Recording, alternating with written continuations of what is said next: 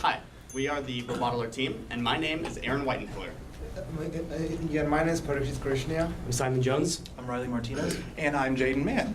One of the most problematic obstacles that a micro winery startup has to overcome when they are trying to start up is the cost of bottling itself. This can run upwards sometimes of $1.1 to $1.2 million initially. That is an astronomical amount of money for most startups to have to, obtain.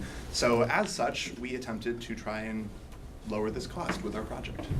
With an allotted capstone budget of $2,000, we were able to successfully and cost-effectively implement our solution using only $1,400, which is a far cry from the larger costs of higher scale wine bottling operations. So our project is sponsored by Texas Instruments. You might ask yourself, well, what interest does a semiconductor company like TI have in the wine bottling industry? Well, the remote automated bottling assembly uses TI's ARM, Satara ARM microprocessors, as well as TI motor drivers.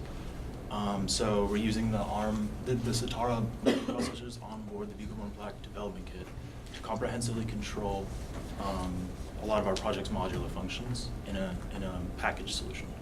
So the overall goal of our project is to reliably, accurately, and efficiently bottle an 120 bottle array, so we're filling an array, of 750 milliliter wine bottles in a competitive time.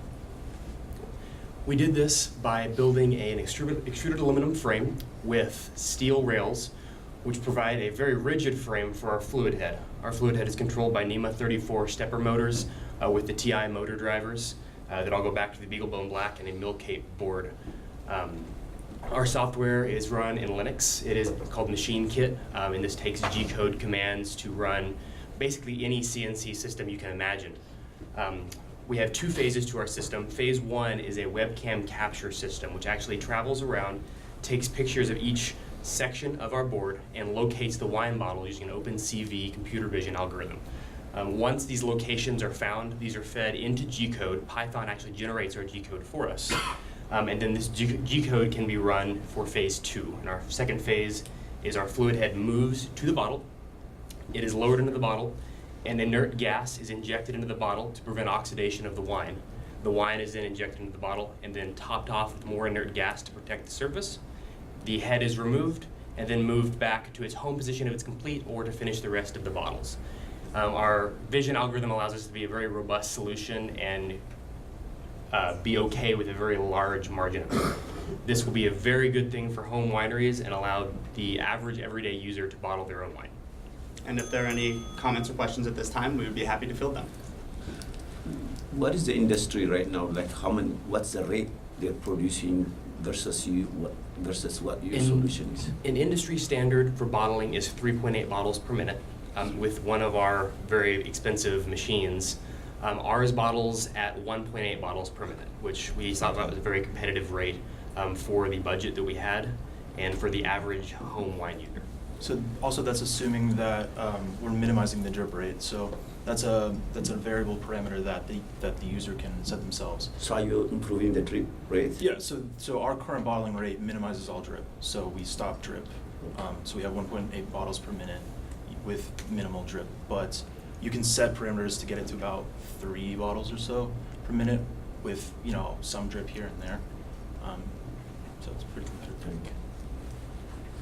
Who corks the bottles? So corking, so we're an electrical and computer engineering team. Corking is a very mechanically intensive process. Okay. So we looked into that at the beginning of our project.